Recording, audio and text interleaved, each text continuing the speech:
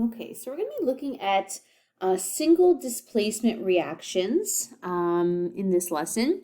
So it's a little bit more in depth than what you would have learned about single displacements in grade 10.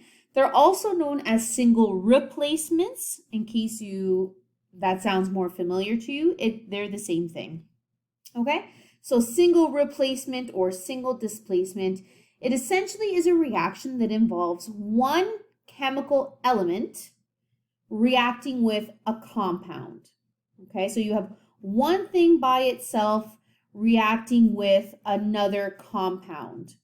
Okay, so typically what happens is the element will displace or replace the element from the compound, right? So let's say A was replacing B. So B would be then on its own and A would then be with C. Now, only the same type of element can be replaced. So a metal can only swap places with another metal, and a non-metal can only swap places with another non-metal. So here's the general formula. So this is just showing you the mechanism of the reaction, which I just finished showing you. So metals replace a metal, non-metals replace another non-metal.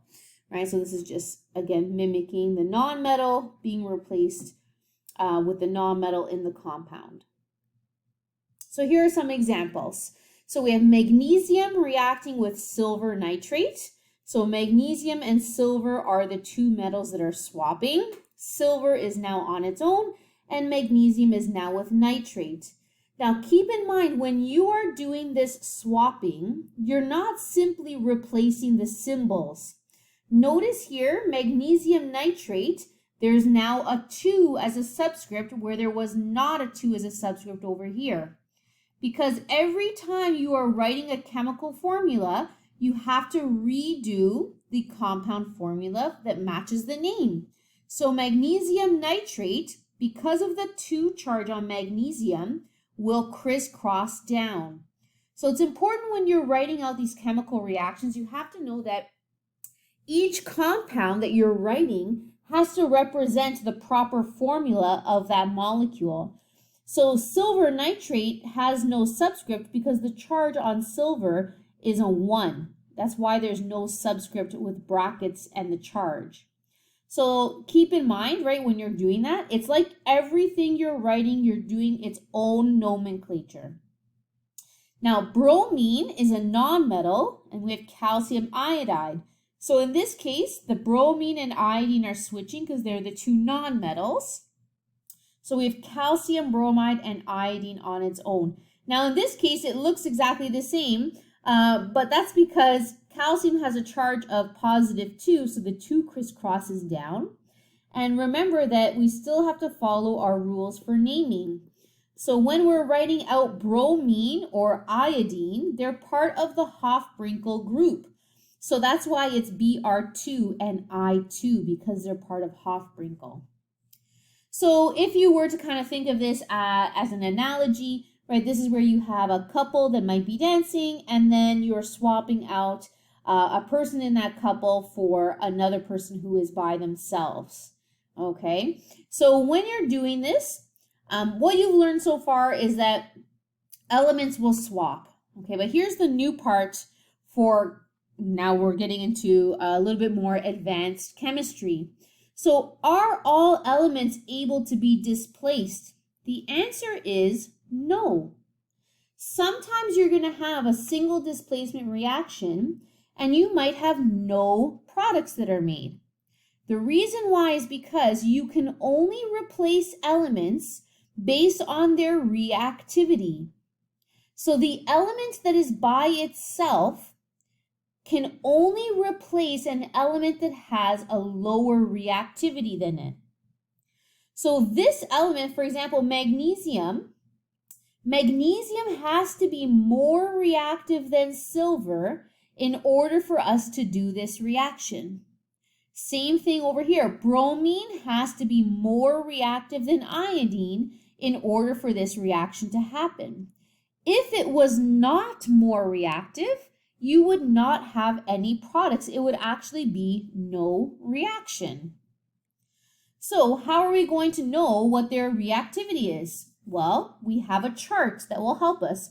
It's called an activity series. So the activity series looks like this. So it basically looks like a big long list of metal names. So the top of the list is the most reactive metal.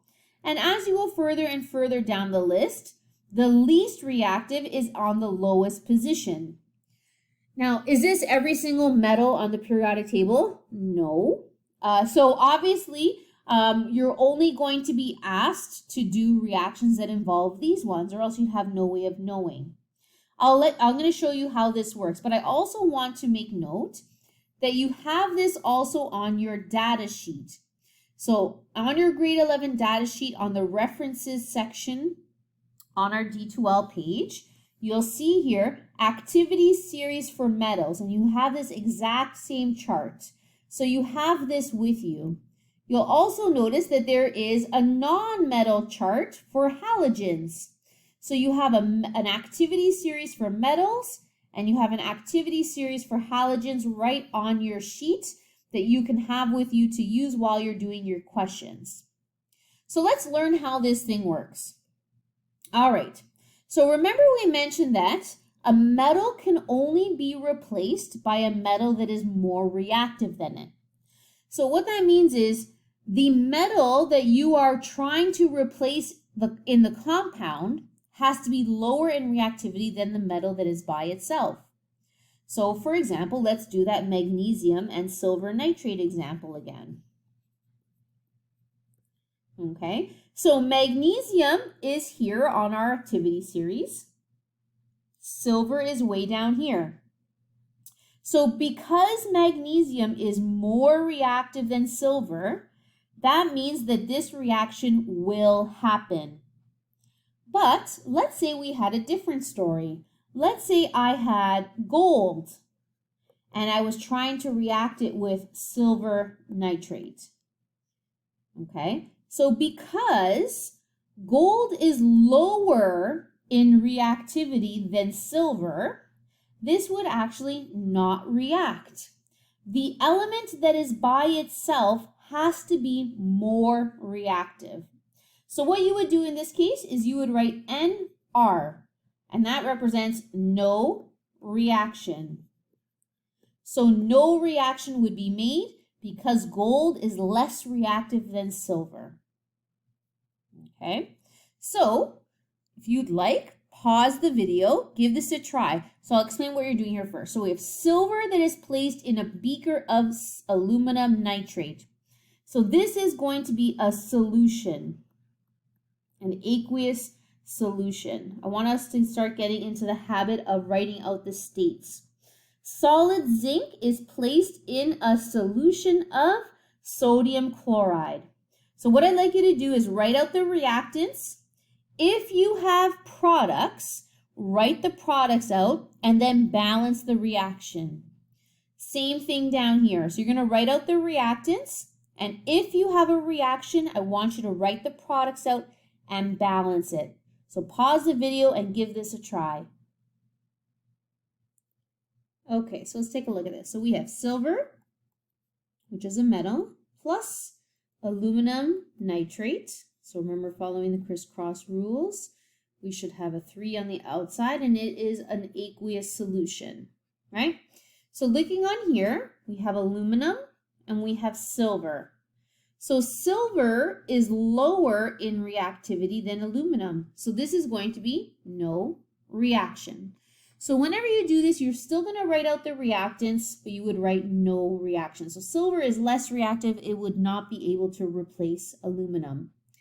Then we have solid zinc, it's a metal, and sodium chloride, which is a solution.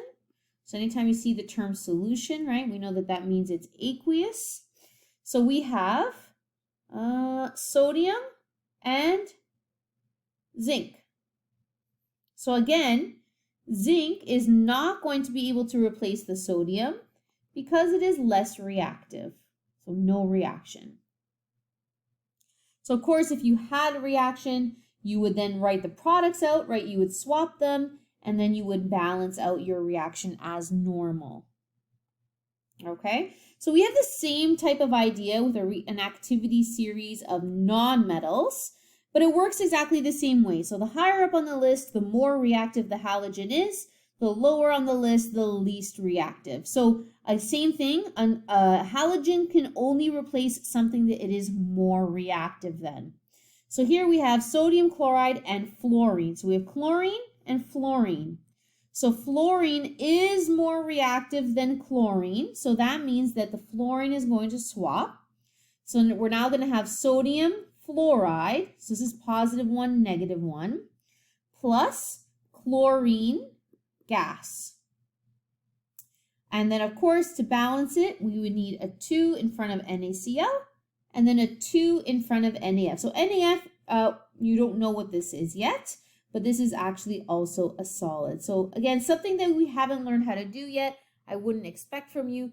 But if this said the term that it was a solution, right, like the key words to look for, I would have you do that. And then we have, let's do the next one. We have magnesium chloride, and we're reacting it with bromine. So because bromine is lower in reactivity than chlorine, this would be no reaction again. Okay, so these are called the activity series. So you only use, let me look at the reference table. So these two arrows that are on your reference sheet, you only use them for single displacement reactions.